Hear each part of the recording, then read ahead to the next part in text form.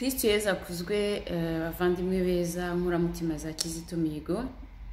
Uyu munsi turi ku itariki ya 31 z'ukwezi kwa 12 umwaka wa 2020.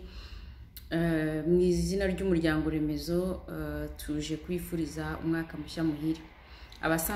Abaho dusanzwe tuziranye, ni byiza ko tuziranye, Imana ihabwa icyubahiro, ndabakunda cyane. Abo tutaziranye, ngewe ndi Marie Mediatrice Ingabire, ntuye mu Bufaransa, nkaba ndi umuvugizi w'umuryango remezo mpuzamahanga Kizito Mihigo ku rwego mpuzamahanga. Nk'uko mubizi rero, umuryango remezo watangiye ku itariki 5 z'ukwezi kwa gatatu umwaka wa 2020, nyuma y'urupfu rutunguranye rw'inkoramutima yacu Kizito Mihigo. Byari ibihe bitatworoheye, ariko dushyize hamwe twanze guheranwa n'agahinda, twemera gushyira intege zacu hamwe kugira ngo duhumurizanye, dufashanye mu guca muri icyo gihe cy'akababaro. Hanyuma tunashyira imbaraga zacu hamwe kugira ngo umurage mwiza yatangiye w'urukundo yadusigiye, wo kubahana, wo kubabarirana mu bibazo muzi nyine bijyanye n'amateka yacu y'igihugu, twabashije gushyira imbaraga zacu hamwe. Ubu rero umwaka urarangiye, birumvikana hari byinshi byiza twagezeho muri uko gufashanya nyine kugira ngo tudaheranwa n'agahinda, ariko hari n'ibindi duteganya kuzageraho. Umuryango remezo rero urabifuriza umwaka mushya muhire, umwaka mushya muhire wa 2021, umwaka wo kwiyakira, umwaka wo gusezerera ubwoba butuma rimwe na rimwe twihakana n'abo dukunda cyangwa se abavandimwe bacu, kugira ngo tutiteranya cyangwa tukaba twabizira. Umwaka wo kuba abakristo nyabo, abakristo bashyana ijuru ku isi. Ijuru ku isi ni ukuvuga abakristo bashyigikirana, abakristo bababarira, abakristo bacisha make nk'uko yabigenzaga, abakristo bubaha abantu bose batagendeye kubo bikundira gusa, kuko n'abanyabyaha niko ngo babigenza. Abakristo badaheranwa n'amasengesho gusa, ahubwo bakora n'ibikorwa. Uyu mwaka wa 2021 rero n'umwaka tuzakuramo n'ibindi bikorwa, ariko harimo bibiri by'ingenzi tubararikira. Harimo igikorwa cyo kuzayibuka umuvandimwe wacu Kizito Mihigo uzaba umaze umwaka yitabye Imana, bikaba bizakorerwa mu Bubiligi mu kwezi kwa kabiri nyine. Amatariki naho bizakorerwa tuzabibamenyesha, bitewe n'uko gahunda zo kwirinda covid zizaba ziri kugenda zizamuka cyangwa se zigabanuka. Turateganya kandi kwizihiza imyaka 40 azaba amaze avutse, bikaba bizakorerwa mu Bufaransa iriziye, uhereye ku itariki ya 22 z'ukwezi kwa karindwi kugeza ku itariki ya 25 z'ukwa karindwi. Murabizi neza ko ari ku itariki ya 25 z'ukwa karindwi yavutse. Icyo gihe rero tuzatwizihiza nyine imyaka 40. Gahunda yo kwiyandikisha n'ibizasabwa muzagenda mubimenyeshwa. Mu kubifuriza rero umwaka mushya muhire, turabona basaba ko mwarushaho kugira umwete, mu kugendera mu nzira ze, mu kugira ikirenge muke, kugira ngo nyine tunamumenyekanishe. Kumumenyekanisha ntabwo bizahera mu magambo gusa, aho kubigendana n'ibikorwa tugaragaza mu buzima bwacu bwa buri munsi.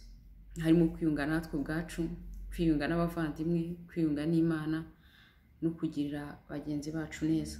Tukubaha umuntu wese, tutitaye ku idini rye, tutitaye ku bwoko bwe, tutitaye ku kazi akora, ku mashuri yize, cyangwa se n'ibindi byose bito bito twaheraho dutandukana cyangwa twitandukanya, ahubwo tukareba ibiduhuza. Turabasaba rero ko buri wese yashyiraho umuhate kugira ngo uyu muryango remezo ubashe gukomera, ubashe kuzuza inshingano zawo. Ni inshingano zitoroshye cyane ko nubwo twe tumukunda, dushaka ko amenyekana, dushaka ko yandikwa mu gitabo cy'abatagatifu, ntitwirengagize ko hari n'abamwanga. Ntitwirengagize ko hari benshi bashaka ko urumuri yacanye rwazima. Hari benshi bashaka ko yakwibagirana. ni intambara rero itoroshye, ni intambara tugomba kurwana mu mwuka, mu bitekerezo, mu mvugo ndetse no mu ngiro. Kugira ngo urwane rero bisaba imyitozo tuzayikora dushyira hamwe, tuganira kandi twungurana ibitekerezo. Imyitozo tuzayikora hari icyo duhindura mu myumvire yacu, twumva ko gutinya urupfu bitaruza kudutwara.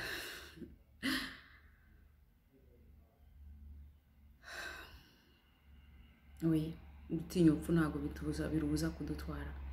Niyo mpamvu rero tugomba guhaguruka rwose nk'abamukundaga, bamukunda kandi bumva bazakomeza kumukunda, tukavuga uwo ari we, tukamumenyekanisha kugira ngo n'igihe tuzaba tutakiriho, abo tuzatwara mumenyesheje bazashobore gukomeza icyo kibi tuzatwara atangiye. Ndizera ko tuzabigeraho kuko abishyize hamwe nta kibananira, kandi nawe ahari aradushyigikiye, byose arabikurikirana. Ndabifuriza rero umwaka mushya muhire. Abashaka nyine kudushyigikira cyangwa se kudufasha mu bundi buryo butandukanye bashobora kutwandikira. Ndashimira by'umwihariko abayobozi bagenzi banjye barimo Ivona mu Butaliyani na Marayika muri Zambia, n'abandi mwese ntabashije kurondora, mukora uko bwije n'uko bukeye kugira ngo ibi byose bigerweho. Ndashimira kandi namwe mwese, buri wese ku rugero rwe, ndetse namwe mwese abiteguye kudusanga kugira ngo imbaraga zacu zirusheho kuba nyinshi. Murakoze cyane rero, mbifurije umwaka mushya muhire w'amata n'ubuki, muzagere kuri byinshi byiza mwifuza. Imana ibahe umugisha, nanjye ndabakunda. Amen. Muraho neza, kwisakuzo bavandimwe. Ni Uwamariya Elizabeth ugarutse mu izina ry'umuryango remezo mpuzamahanga wa Kizito Mihigo. Tuje rero kuri uno munsi kubifuriza umwaka mushya muhire, ariko mbere ya byose tugomba gushima Imana yo yabanye natwe muri uno mwaka wose. Turabizi umwaka wabaye ibibazo byinshi cyane ku bantu benshi, ariko turashima Imana ko kuba twabanye nabo umuryango remezo nta kibazo twagize, nta muntu ugize wandura virusi ya corona. Ubwo rero turabishima Imana. Kongera dushime rero cyane umuvandimwe wacu waduhuje ariwe Kizito Mihigo. Turabizi ko kuri benshi bababaye ku rupfu rwe, ariko twebwe ntabwo rutubabaza, ahubwo rwatuviriyemo inyungu nyinshi cyane. Kuri twe rero ntabwo yapfuye, ahubwo ni muzima kandi turacyakomeza kubana nawe mu nyigisho yadusigiye. Kuri ibyo rero mboneyeho gushima n'abandi bose badufashije, cyane cyane mpereye ku bagize icyerekezo cyo gushyiraho umuryango remezo mpuzamahanga Kizito Mihigo. Dushimire Uwase Ivona na Marie Mediatrice, babonye ko ari byiza gushyiraho umuryango remezo wa Kizito Mihigo, abantu bose bahuriraho bakiga ibyo yadusigiye. Turabashimiye cyane. Dushimire kandi uhagarariye muri Afurika ariwe ngewe Uwamariya Elizabeth ku kwitanga. Dushimire Padiri Nahimana Thomas wadufashije kusensibiliza kuri channel ye ya YouTube. Murakoze cyane.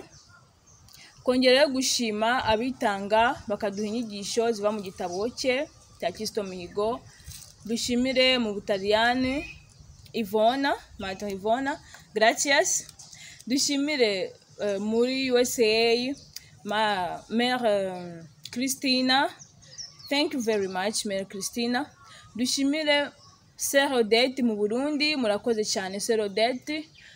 Dushimire kandi n'abandi bitanga kuri Facebook gusobanura igitabo cye n'inyigisho ze. Dushimire Fridola, merci beaucoup. Dushimire Sœur Marie Paul ushira inyigisho ze mu Portugais, muito obrigada Irmã Maria Paula.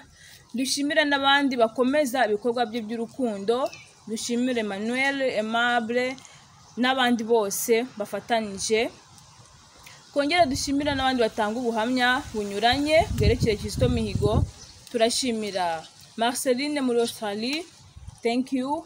Dushimira Uwamariya Elizabeth ukomeza gutanga ubuhamya bwa Kizito Mihigo kuri YouTube channel yacu umuryango remezo Kizito Mihigo. Muito obrigada, natuvuye Portugais. Kongere kandi dushimira n'abandi bose bakomeza kwitanga mu buryo bunyuranye, bo ntibutse kuvuga. tutibagiye gushimira inshuti zacu z'abavuga igiswahili mbona muri groupe bakomeza kwitanga ariko batumva ikinyarwanda neza. Tubabwire tuti asante sana kwa kuwa na sisi. Tunawatakia mwaka mpya mwema wa kila laheri na baraka nyingi. Tena tunawashukuru kwa kutufuata kwa ajili ya ndugu yetu Kizito Mihigo. Bene wacu bo muri Congo, merci beaucoup nos amis de RDC. N'abandi bose turizera ko no muri Aziya tuzagerayo. Tubabwire tuti sheshe woda ponyo. Ni Igichina. Ubwo rero tuzi ko turi benshi dukunda Kizito Mihigo. Ubwo rero turabifuriza umwaka mushya muhire mu izina ry'umuryango remezo mpuzamahanga Kizito Mihigo.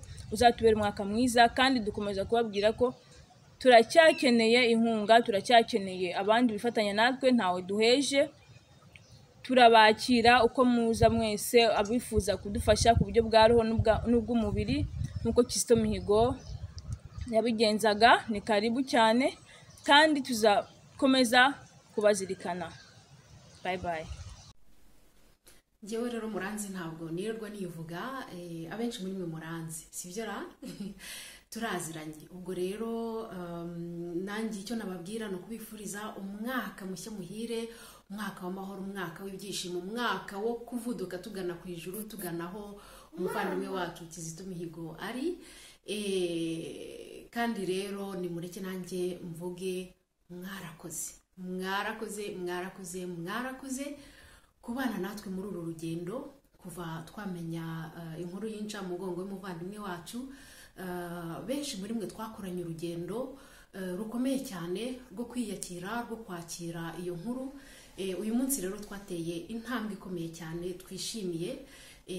Uyu mwaka rero urarangiye. Uyu mwaka wabayemo ibyo byago byose, twagize covid, twagize ibyo byago inkoramutima za mutagatifu wacu Kizito Mihigo, ariko umwaka urarangiye.